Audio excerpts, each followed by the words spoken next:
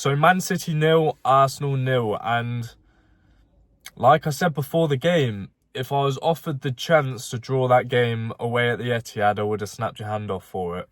I think, once again, Arteta's proven that there's adaptability to his team now. We've now taken 4 points from Liverpool this season and now 4 points against Man City this season. And while a lot of people are complaining, not in the Arsenal community, but from City fans, Liverpool fans, other rival fans, moaning about how Arsenal approached the game, but you're going away to Man City, and if you'd watched any of the other Arsenal City games this season, the Community Shield and obviously at the Emirates, it's the similar sort of way that we played in both games, because these are two very technical coaches who play their teams in similar ways, but are very, very thoughtful on how they want their teams to play.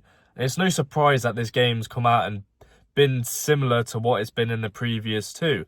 I said before the game, it's very likely it's going to be very, very close and nervy, and it's going to come down to the fine margins. Look, no team really created an abundance of chances.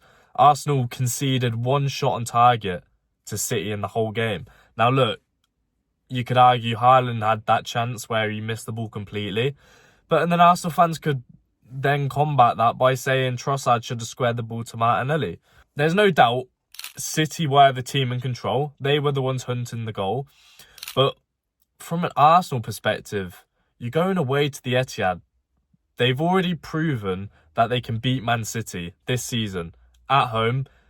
And the pressure, while the football world was suggesting the pressure was on Arsenal must win this game, the pressure was on Man City. Arsenal have already taken 3 points from City this season, and they were going to their backyard. City are now 4 points off top of the table, and none of the three horses in the three-horse race are going to be playing each other now. So there's a lot of reliance on the other teams to drop points. Will Liverpool drop points from now and the end of the season? I think they will. I think it's very unlikely that Liverpool are going to go unbeaten from now until the end of the season. And if they do, a couple draws isn't going to be enough for them to get over the line, I don't think. But overall, with the Arsenal performance, look, it was a boring game. But for me personally, I was sort of expecting that. I was thinking it was either going to be a basketball game or a very close, nervy game like the first game. And it was exactly that.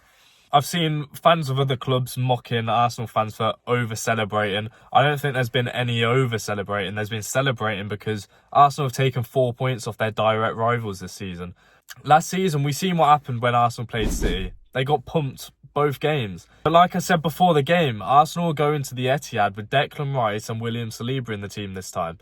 Even Jorginho played his part, and he didn't do anything extravagant, but when Partey come on, you could see the difference of between Jorginho and Partey and what Partey can bring you. And that's an exciting prospect because we've still got Thomas Partey to fully bleed back into the team this season with 9 games left to go.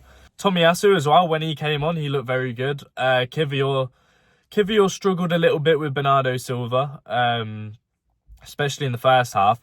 But I think he grew into the game. And when Arteta made the substitution with Tomiyasu, I think it came at the right time. And Tomiyasu showed why he should be a starter in the team. And I think it's very positive, to be fair. With 9 games left to go, a pretty strong squad for these final games. It's just Timber to come back from injury, really. Martinelli got on and had a few sprints, which was positive. Saka didn't come off due to injury, come off due to fatigue. And look, while we're talking about Saka, we'll discuss that performance because that was probably one of his worst. But was it? Because we weren't really attacking. Let's have it right. We weren't really attacking in that game. Jesus was poor as well. Havertz weren't really involved.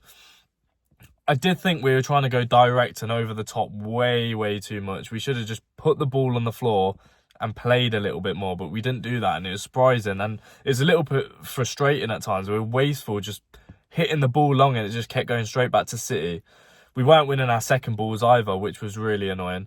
Yeah, Jesus and Saka didn't bring us too much, but they brought us work rate. I think it's obvious Martinelli needs to come straight back into the team as soon as he's fit enough. Jesus on the left, it did not work. Saka, yeah, Saka will come good. He's had this poor game and he had the poor game in the Champions League, but we've still got some really big games to come up and I'm sure he'll play his part. But we have to talk about the centre-backs because, for me, both of them, man of the match, both of them were immense. They locked up Haaland again. He didn't get a sniff. Look, there's that chance where he missed the ball, but apart from that, Gabriel ate him up. Saliba looked as calm as ever. Saliba got man of the match, but if I'm being honest, I think Gabriel was the man of the match. I thought he slightly edged it. Gabriel's just a beast, and he's just proven so many haters wrong.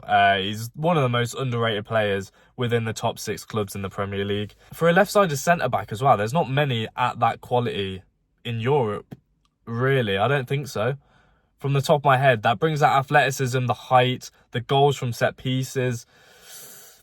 I think he's one of the best left-sided centre-backs there is. He's definitely in team of the season for the Premier League. If he doesn't make team of the season, I don't even know. Most of these judges have not been watching Arsenal games if they don't put him in the team of the season. From a City point of view, at the start, like I mentioned earlier, Bernardo Silva was causing Kivior some problems, but after that, I didn't really notice him. Foden, where's Foden? Look, a lot of the talk's going to be about Saka because the expectation on Saka is far greater than the expectation on Foden.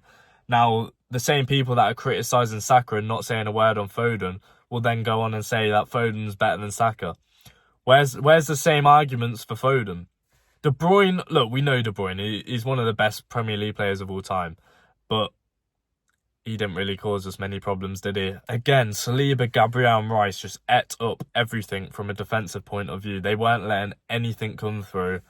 And it was a proper, strong, defensive, disciplined performance. Something to be really proud about, to be honest, because, like I said, I don't think the pressure is on Arsenal, or was on Arsenal for that game. Other fans would say yes, because they want to get at Arsenal fans' throats if Arsenal were to fail. But for me, I never really felt that pressure in that game. I always felt, because we had already beaten them that season, we had already taken 4 points from Liverpool that season, I thought, look, if you go there and lose, you've lost to the treble winners away from home. If you go there and draw, take that point and run. And that's what we did. We went there, we were disciplined and we were strong. And we took the point. And we don't have to play any of Liverpool or City for the rest of the season now. Look, Arsenal still have some tough games to go. The tougher set of fixtures on paper compared to our rivals. But Arsenal are proven, if they can put up these performances and adapt in the ways that they are to these bigger teams, they can go and beat any team. The standout fixtures are obviously Man United away and Tottenham away. They're the big ones, but Tottenham have to play Liverpool at Anfield and host City at the Tottenham Hotspur Stadium as well. And we all know City, their bogey team is Tottenham. So it's going to be very interesting. I've come away from that game a lot more positive. Throughout the game, I was very nervous, of course. My heart was going. I feel knackered now because that game, it was draining because it was just so intense without it being intense, if that makes sense. But I'm looking forward to it. Can Arsenal win the league? We're going to have to rely on City we're going to have to rely on Liverpool to drop points. And we're going to have to rely on some of the other teams that are playing both City and Liverpool to help us out. And we need to obviously do our jobs as well. We've still got the Champions League games to come as well. We've just seen Bayern lose to Dortmund as well for the first time since 2014. So that will give us some confidence in the Champions League. But it's a lot of games coming up. And that's why I'm so glad our squad is looking as strong as it is right now. Because we're going to need these players. We haven't really seen much of Fabio Vieira this season. Obviously, at the start of the season, he broke into the first team for a couple of games and he was playing really well. And we still need to see what he can bring to us. Smith Rowe, we've not seen him in. I think he's going to be gone in the summer anyway, but we've not really seen him at all this season. Like I said, Tomiyasu's back. Zinchenko didn't get on the pitch, but he's back in the squad. Thomas Partey, that's a massive one because that performance when he came on off the bench was very encouraging. He brings us something different, and him and Declan Rice in that midfield is going to be so important, especially in the Champions League. Yeah, I'm going to leave it at that. overall, pretty happy with that performance. Like I said, I would have been happy with the draw if you offered it me before the game started, and I'll definitely take that now. Some big games coming up, thick and fast as well, so lots of content coming through. If you're new here, make sure to like, subscribe, and I'll see you soon.